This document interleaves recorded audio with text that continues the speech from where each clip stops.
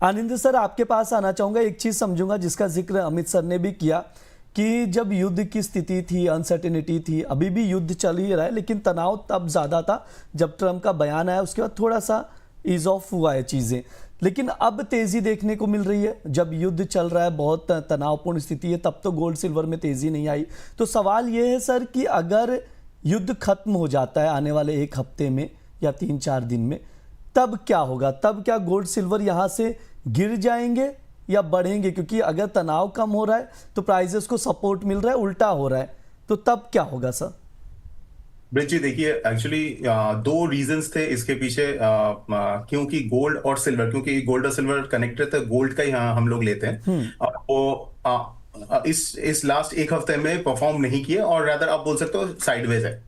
Reason number one, क्योंकि आपका जो मार्जिनिंग था across the board all exchanges में, वो काफी हाई था। इसके लिए वो स्पेकुलेटिव पोजीशन बनी नहीं पाया। That is reason number one. और रीजन नंबर टू जो काफी मैक्रो इकोनॉमिक है, जो हम लोगों ने पिछले बार भी डिस्कस किए थे कि जो आप अभी क्या है कि जो ऑयल का अपमूव है, ये कोई नॉर्मल अपमूव नहीं है। ऑयल प्राइस शॉक है, मतलब 70% मूव इन एक हफ्ता। एक हफ्ते के अंदर 70% मूव, इसको ऑयल प्राइस शॉक। तो वो सिचुएशन में क्या होता है कि डॉलर का डिमांड भी जो सिस्टम में, ग्लोबल इकोनॉमी में बढ़ जाता है, क्योंकि आपको अल्टीमेटली ऑयल गैस अगर खरीदना है तो डॉलर में ही आपको पे करना पड़ेगा।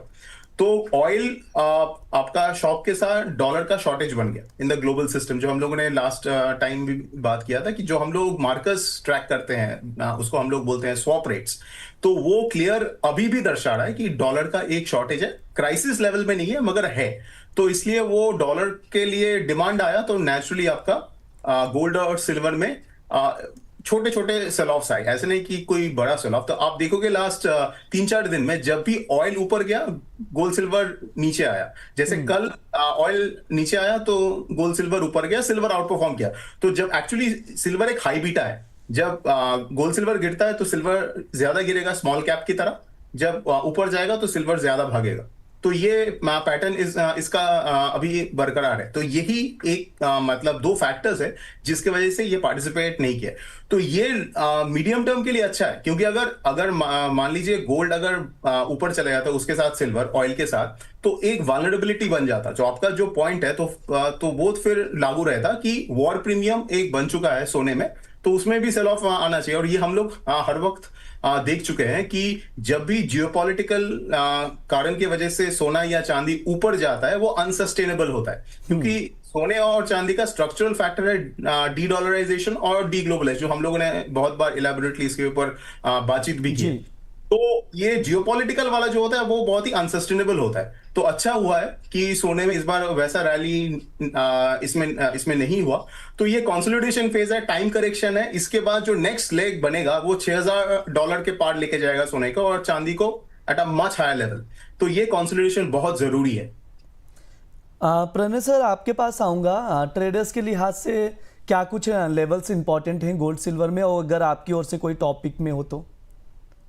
अगर हम गोल्ड की पहले बात कर लेते हैं, अगर कोई ट्रेडर कोई पोजिशनली ट्रेड करना चाहता है गोल्ड में, तो उनके लिए एक हमारा एक बाय कॉल है, जो कि अगर टुवर्ड्स अगर डिप करेक्शन मिलता है टुवर्ड्स 1,60,000 1,60,500, अगर इस डिप के आसपास किसे लोग अक्यूमुलेट करना स्टार्ट कर सकते हैं।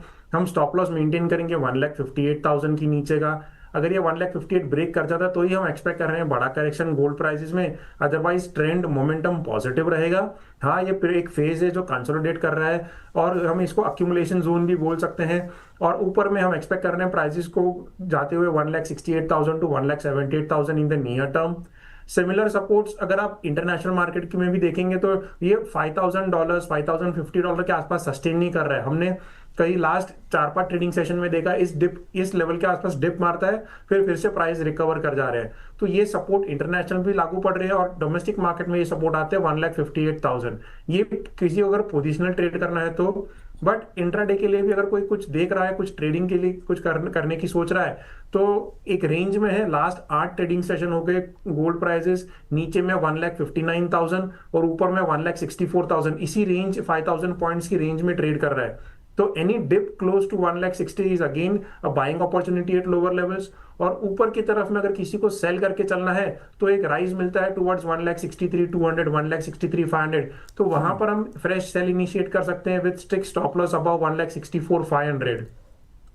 अगर थोड़ा लंबा व्यू के हिसाब से जाए तो पोजिशनली व्यू पॉजिटिव ही रहेगा। और सर सिल्वर में?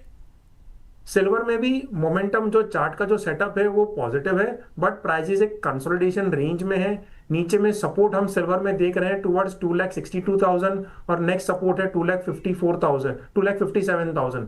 जब तक ये दो सपोर्ट सिल्वर ब्रेक नहीं करता, बड़ी सेलिंग की हम एक्सपेक्टेशन नहीं रख रहे हैं।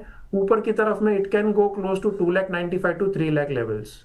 ठीक है, ये सर का व्यू है गोल्ड सिल्वर को लेकर, उसके अकॉर्डिंग ट्रेडर्स स्ट्रैटेजी बनाकर चल सकते हैं। अमित सर, आपके पास आना चाहूँगा, यहाँ पर एक सवाल आया है। उससे पहले सर यूएस डॉलर इंडेक्स का चार्ट आप ओपन कर लीजिए, उसी से जुड़ा हुआ सवाल है, यश वर्मा का है। अभी मैं देख रहा हूँ यूएस डॉलर इंडेक्स 98.71 पर है। उनका सवाल है, क्या अमित सर से पूछिए कि यूएस डॉलर इंडेक्स में वीकली चार्ट पर कप एंड हैंडल पैटर्न बन रहा है क्या? सर यूएस डॉलर का नहीं, मैं क्रूड ऑयल के चार्ट के साथ डिस्कस करना चाहता था आपके साथ। अगर आप चाहें तो मैं यूएस डॉलर इंडेक्स का भी चार्ट लगा सकता हूं। ठीक है, वो भी बता दीजिए और ये भी बता दीजिए सर। क्रूड को अभी कवर करना है ब्रिज जी, या फिर आगे करना है? नहीं, बता सकते हैं, बिल्कुल सर। शॉर्ट ब्रिज जी? रखिएगा। हाँ जी, हाँ जी, ये स्क्रीन शेयर रिक्वेस्ट भेजी मैंने जी।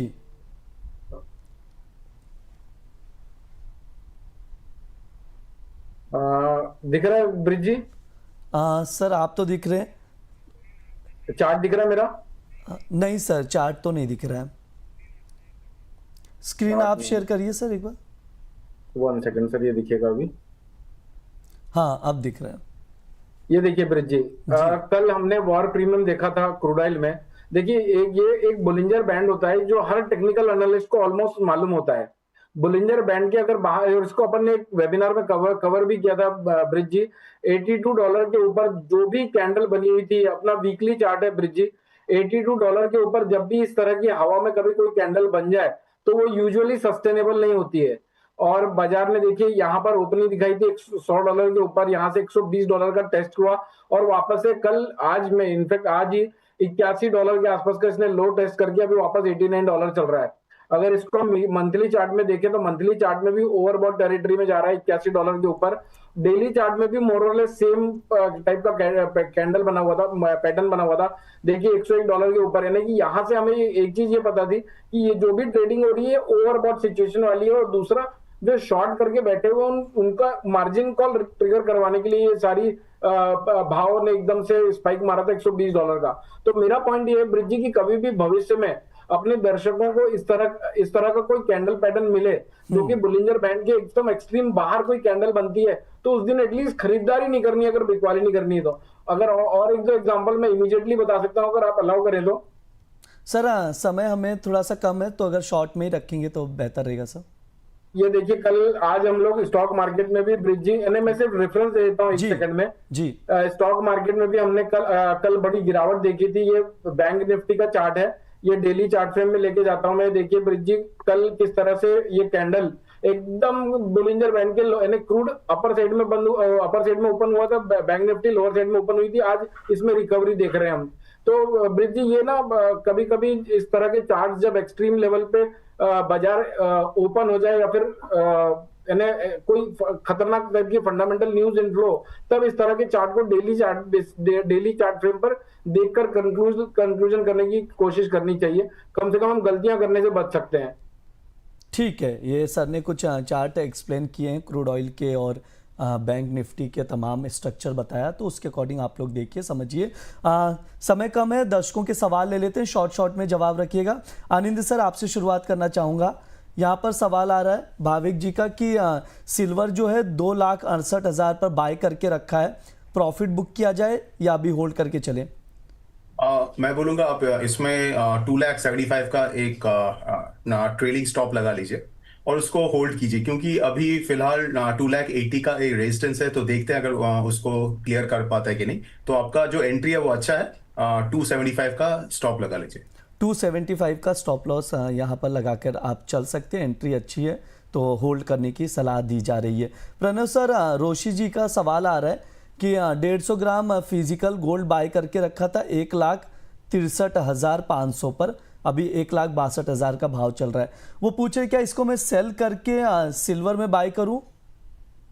नहीं, हमारे हिसाब से गोल्ड जो उनका होल्डिंग है रहने दीजिए, उसमें कोई विकवाली करने की जरूरत नहीं है। हमें लग रहा है कि गोल्ड आने वाले दिनों में, क्योंकि जब तक US president Donald Trump power में है, कुछ ना कुछ एक्टिविटी करते रहेंगे, कुछ ना कुछ न्यूज आती रहेगी, जियो पॉलिटिक्स चलते रहेगा, कुछ ना कुछ न्यूज आती रहेगी। ऊपर में गोल्ड आपको टुवर्ड्स 1,90,000 2 लाख की रेंज में भी जाने की संभावना है इस साल में, या तो पॉसिबली नेक्स्ट ईयर में। तो होल्ड अपनी पोजीशन को फिजिकल में, क्योंकि आपने ली हुई है तो उसको रहने दीजिए, होल्ड कर लीजिए। प्रणव सर, वैसे इन्वेस्टर्स क्या लेवल्स पर बाय कर सकते हैं गोल्ड सिल्वर? कोई स्पेसिफिक बेस्ट लेवल रहेगा? इवन ETF के लिए भी सजेस्ट कीजिएगा सर। हमारे हिसाब से जो लेवल 1,60,000 जो 1,59,500 लेवल्स है, वो वही बेस्ट लेवल्स है, वहां पे आप एडिशन कर सकते हो। 1,58,000 का स्टॉप लॉस इसके लिए हम बता रहे हैं। तो अगर आप चार्ट पैटर्न्स देखेंगे, वीकली चार्ट के पैटर्न्स भी देखेंगे, तो हर हफ्ते वो लोअर लो बना रहा है, लोअर हाइज बना रहे, सॉरी। तो हायर हाइज तो नहीं मिल रहे, बट लोअर एक बड़ी सेल ऑफ जो हमने देखी थी जनवरी में, उसी कैंडल को धीरे धीरे धीरे करके वो ऊपर की तरफ लेके जा रहा है। नेक्स्ट कैंडल ऊपर की तरफ जा रही है। तो जब तक 158 का सपोर्ट ब्रेक नहीं करता, हमारा व्यू चेंज नहीं कर सकते, हम नहीं करने वाले। व्यू पॉजिटिव ही है। ये सारे अक्यूमुलेशन जोन है। स्टॉप लॉस इसके लिए बता रहे हैं क्योंकि अगर ये 158 ब्रेक करता है तो एक चांस है कि नीचे में टुवर्ड्स 145 148 का लेवल भी अपने को दिख सकता है। तो वहां पे आप और थोड़ा बहुत पोजीशंस ऐड कर सकते हैं। तो ओवरऑल तो ट्रेंड पॉजिटिव ही है। गोल्ड का कंसोलिडेशन फेज है, ये फेज चलता रहेगा आने वाले कुछ समय तक। अमित सर, आपके पास आऊंगा। फातिमा जी का सवाल आ रहा है, सिल्वर जो है 2,72,000 पर बाय करके रखा है अभी प्रॉफिट में, क्योंकि 2,77,300 के करीब अभी चांदी नजर आ रही है। सर, प्रॉफिट बुक किया जाए? ब्रिज जी, इनके लिए दो चॉइसेस हैं। एक तो वो 2,79,000 के आसपास, या फिर करंट मार्केट प्राइस में भी प्रॉफिट ले सकते हैं, 2,79,000 के आसपास प्रॉफिट ले सकते हैं। और अगर होल्ड ही करना है, सेंटिमेंट्स के साथ को कंटिन्यू करना है, तो 2,68,000 रुपए का स्टॉप लॉस मेंटेन कर सकते हैं।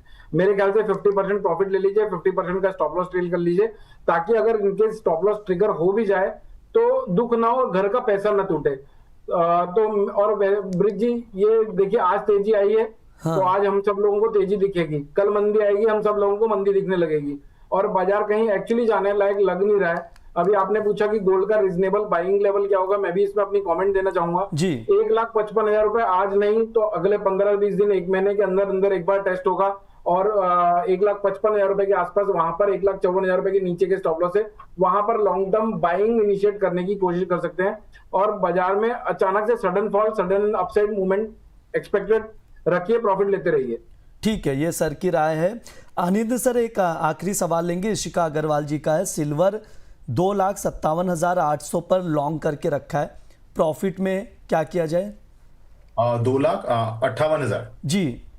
मैं बोलूंगा कि आप इसको होल्ड कीजिए, क्योंकि देखिए मार्केट एक कंसोलिडेशन में है और एंट्री काफी अच्छा है। तो कभी क्या होता है, हम लोग कंसोलिडेशन को टाइम कर लेते हैं, बट एग्जैक्टली कितना देर वो कंसोलिडेशन चलेगा बोलना मुश्किल है। तो इसके लिए बेटर है, ये एंट्री अच्छा है, आप इसमें रिस्क लेके होल्ड कीजिए, क्योंकि ये 2 लाख से 3 लाख के बीच एक बहुत बढ़िया कंसोलिडेशन हो रहा है। ये फाइनली, जब जो मैंने पहले बताया, एक कंसोलिडेशन फाइनली रिजॉल्व होगा ऑन द अपसाइड, और फिर ये मार्केट ऊपर जाएगा। तो आपका एंट्री अच्छा है, थोड़ा सा रिस्क लेकर जो प्रॉफिट्स है उसको सैक्रिफाइस करके आप होल्ड कीजिए। आपका जो स्टॉप लॉस होगा आप एट कॉस्ट के आसपास भी रख सकते हो।